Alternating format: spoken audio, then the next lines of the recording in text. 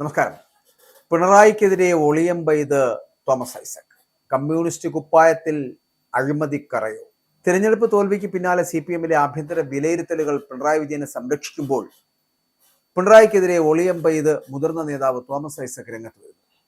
കമ്മ്യൂണിസ്റ്റുകാർ അഴിമതി കാണിക്കില്ലെന്ന പൊതുസമൂഹത്തിന്റെ വിശ്വാസത്തിന് ഇളക്കം തട്ടിയിട്ടുണ്ട് എന്ന് CPM കേന്ദ്ര കമ്മിറ്റി അംഗമായിട്ടുള്ള തോമസ് ഐസക് പറയുന്നു. ഇത് തുടർഭരണകാലത്ത് പിണറായിക്കെതിരെ ഉയർന്ന ആരോപണങ്ങൾക്ക് നേരെയാണ് എന്നാണ് വ്യാഖ്യാനങ്ങൾ അടക്കം ഉയർത്തിക്കാട്ടുന്നത്. തിരഞ്ഞെടുപ്പ് തോൽവിയെക്കുറിച്ചുള്ള പാർട്ടി വിലയിരുത്തലുകൾക്ക് പിന്നാലെ നേതൃത്വത്തിന്റെ കണ്ണു തുറപ്പിക്കുവാൻ ലക്ഷ്യമിട്ടുകൊണ്ടാണ് തോമസ് ഐസക്കിന്റെ ഈ വെട്ടിത്തുറന്നുള്ള പറച്ചിൽ എന്ന് പറയുന്നത്. കേരളത്തിൽ കമ്മ്യൂണിസ്റ്റ് പാർട്ടിക്ക് സംഭവിച്ച അപജയങ്ങളെയും ജനങ്ങളിൽ നിന്ന് പാർട്ടി അകന്നുപോയതിനെയും ഐസക് വിമർശിച്ചു. കണ്ണഞ്ചിക്കുന്ന വികസനം മാത്രം കാണിച്ചതുകൊണ്ട് വോട്ട് കിട്ടില്ല എന്നും കമ്മ്യൂണിസ്റ്റുകാരനായി തന്നെ ജീവിച്ചു കാണിക്കണമെന്നും തോമസ് ഐസക് ഓർമ്മിപ്പിക്കുന്നു. സ്വന്തം കാര്യത്തിനല്ല, നാടിന്റെ കാര്യത്തിനാണ് കമ്മ്യൂണിസ്റ്റുകാർ നിലകൊള്ളുന്നത് എന്നൊരു ബഹുമാനം സമൂഹത്തിലുണ്ടായിരുന്നു. എന്നാൽ അഴിമതി കാണിക്കില്ലെന്ന ഈ പാരമ്പര്യ ശൈലിക്ക് ഇപ്പോൾ ഇളക്കം തട്ടിയിരിക്കുകയാണ് എന്നാണ് ഐസക് പറയുന്നത്. നമ്മൾ നല്ലത് ചെയ്താൽ മാത്രം പോരാ, നമ്മൾ നല്ലവരാണെന്ന് ജനങ്ങൾക്ക് തോന്നുകയും വേണം.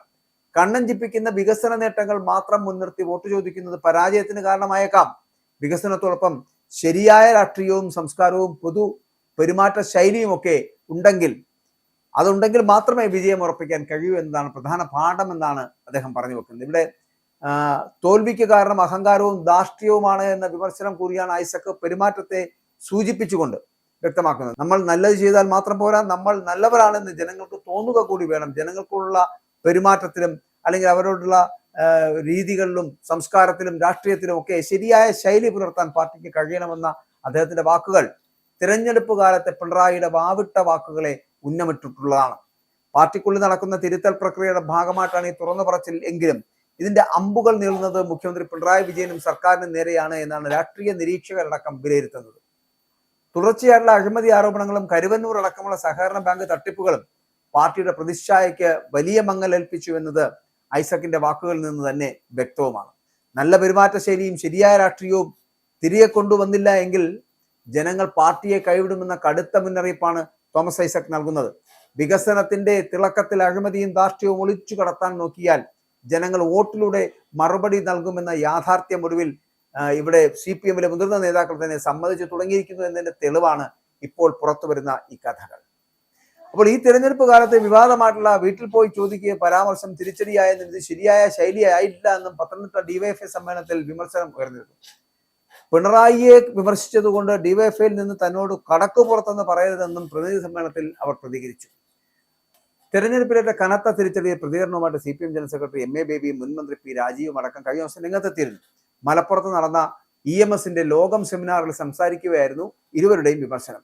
LDF അല്ലാതെ മറ്റാരുണ്ട് എന്ന് ഉള്ള ഒരു പരാമർശം അത് ശരിയായില്ലെന്ന് പറഞ്ഞ P രാജീവ് ജനങ്ങൾക്കിടയിൽ ഇത് മറ്റൊരു ബോധം സൃഷ്ടിച്ചിട്ടുണ്ട് എന്ന് കൂടി കുറ്റപ്പെടുത്തി. വെള്ളാപ്പള്ളി നടേശനുമായി ബന്ധപ്പെട്ട വിഷയത്തിൽ തെറ്റുപറ്റുകയും ശക്തമായുള്ള നടപടി സ്വീകരിക്കാതിരുന്നതും തെറ്റാണ് എന്ന് സമ്മതിക്കുന്നു. ശബരിമല കൊള്ളയിൽ നടപടി എടുക്കണമെന്നായിരുന്നു എന്നുകൂടി P രാജീവ് പറഞ്ഞു വെക്കുന്നുണ്ട്. അപ്പോൾ അടുത്തതായിട്ട് ബന്ധുവായ ഒരാളെ സ്ഥാനാർത്ഥിയാക്കുന്നത് പാർട്ടിയെ കടന്നാക്രമിക്കുവാൻ അവസരം നൽകുമെങ്കിൽ അത് ഒഴിവാക്കേണ്ടതായിരുന്നു എന്നാണ് MV ഗോവിന്ദനെതിരെ പരോക്ഷ വിമർശനവുമായിട്ട് MA ബേബി പ്രതികരിച്ചത്. സംസാരിക്കുമ്പോൾ അത് കേൾക്കുന്നവർക്ക് താങ്ങാവുന്നത്ര മാത്രമേ സംസാരിക്കാവൂ എന്നുകൂടി അദ്ദേഹം പറയുന്നുണ്ട്. ഇടതുപക്ഷക്കാരിൽ വലതുപക്ഷ സ്വാധീനം നുഴഞ്ഞു കയറുന്നുണ്ടോ എന്ന് പരിശോധിക്കേണ്ടതുണ്ട് എന്നുകൂടി MA ബേബി ചൂണ്ടിക്കാട്ടുന്നുണ്ട്. പൊതുവെ ഒരു ഇടതുപക്ഷ മനസ്സ് കേരളത്തിലുണ്ട് എന്ന് പറഞ്ഞിട്ട് നമ്മിലൊക്കെ തന്നെ നമ്മൾ അറിയാതെ വലതുപക്ഷം സ്വാധീനം ഓർമ്മപ്പെടുത്തുകയാണ്. അപ്പോൾ അങ്ങനെയുള്ള ഒരു സാഹചര്യത്തിൽ ഇന്ത്യയിൽ എങ്ങനെ RSS എന്ന ഫാസിസ്റ്റ് സ്വഭാവമുള്ള സംഘടന എണ്ണമറ്റ സംഘടനകൾ സൃഷ്ടിച്ചുകൊണ്ട് നിലവിൽ ഉള്ള സംഘടനകളെല്ലാം നുഴഞ്ഞു കയറിക്കൊണ്ട് RSS അവരുടെ രാഷ്ട്രീയ പദ്ധതി എങ്ങനെ ശക്തിപ്പെടുത്തുന്നു എന്നതെല്ലാം പരിശോധിക്കേണ്ടതുണ്ട് എന്നാണ് MA ബേബി അടക്കം പറയുന്നത്. അപ്പൊ അതിനിടെ കനത്ത തിരിച്ചടി നേരിട്ട തിരഞ്ഞെടുപ്പിന് ശേഷമുള്ള പാർട്ടിയുടെ ആത്മപരിശോധനാ രേഖയിലും മണികളെയും പൊതുജനങ്ങളെയും അത്ഭുതപ്പെടുത്തിക്കൊണ്ട് പാർട്ടി നേതൃത്വത്തിന് പൂർണ്ണ സംരക്ഷണമാണ് ഉറപ്പാക്കിയിരിക്കുന്നത് എന്നുള്ളതാണ്. മുഖ്യമന്ത്രി പിണറായി വിജയനെതിരെയോ പാർട്ടി സംസ്ഥാന സെക്രട്ടറി MV ഗോവിന്ദനെതിരെയോ വ്യക്തിപരമായിട്ടുള്ള വിമർശനങ്ങളും കുറ്റപ്പെടുത്തലുകളും ഈ റിപ്പോർട്ടിൽ ഇല്ല എന്ന് പറയട്ടെ.